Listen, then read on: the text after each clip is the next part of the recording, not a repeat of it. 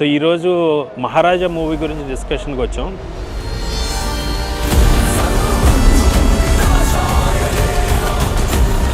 Vijay Sethupathi 50th movie అని నాకు తెలీదు.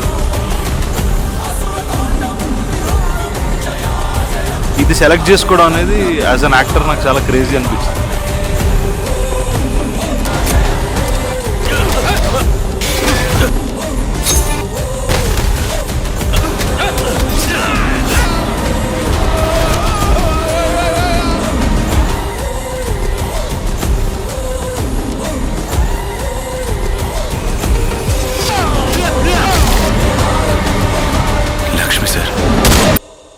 సార్ ఒక డౌట్, ఆ డౌట్ సినిమా మొత్తానికి క్లారిఫికేషన్.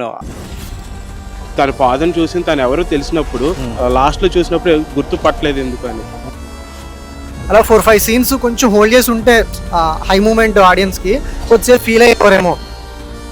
కొంచెం విజయ్ సేతుపతి కొంచెం వెళ్ళాడేమో అనిపించింది నాకు.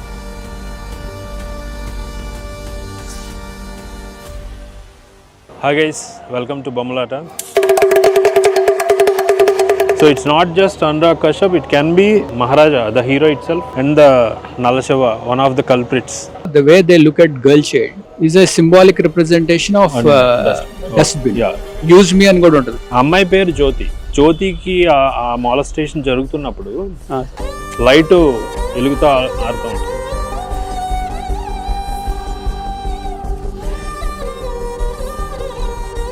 ఒక షాప్ క్లోజ్ చేసినప్పుడు బయట ఉన్న లైట్ ని అలాగే ఉంచేస్తాం, కానీ వీడు ఏం చేస్తాడో నైట్ దాన్ని జాగ్రత్త పెట్టి నెక్స్ట్ డే మార్నింగ్ వచ్చి షాప్ తెరిచాక మళ్ళీ పెడతాడు.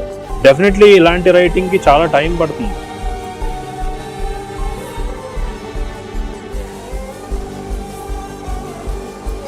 ఇప్పుడు ఈ దొంగలించిన ప్రతి ఏరియాలో ఇంట్లో ఒకటి ఏదో తెచ్చిస్తూ ఉంటాడు కూతురు ఏది ఒప్పుకోదు అసలు, అది మళ్ళీ డస్ట్బిన్ వెళ్ళి పడేస్తాడు.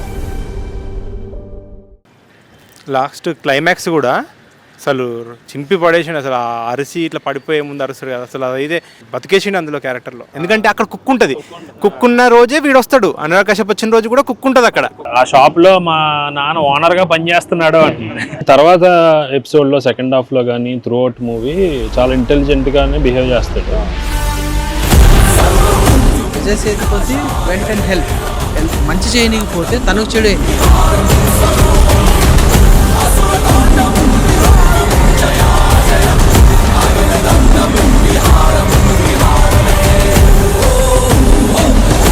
చాలా సింపుల్గా పర్సన్ సడన్గా క్లైమాక్స్కి వచ్చేసరికి అంటే చూసే ఆడియన్స్కి భయపడిపోతారు, అంటే క్యారెక్టర్ ఏంటి ఇలా అయిపోయింది అన్నట్టు ఫీలింగ్ వచ్చింది.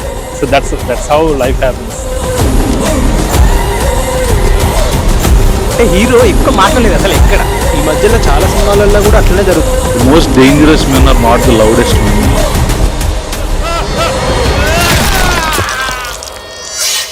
నీ తల నరికినట్టే వాడి తల నరికేస్తా.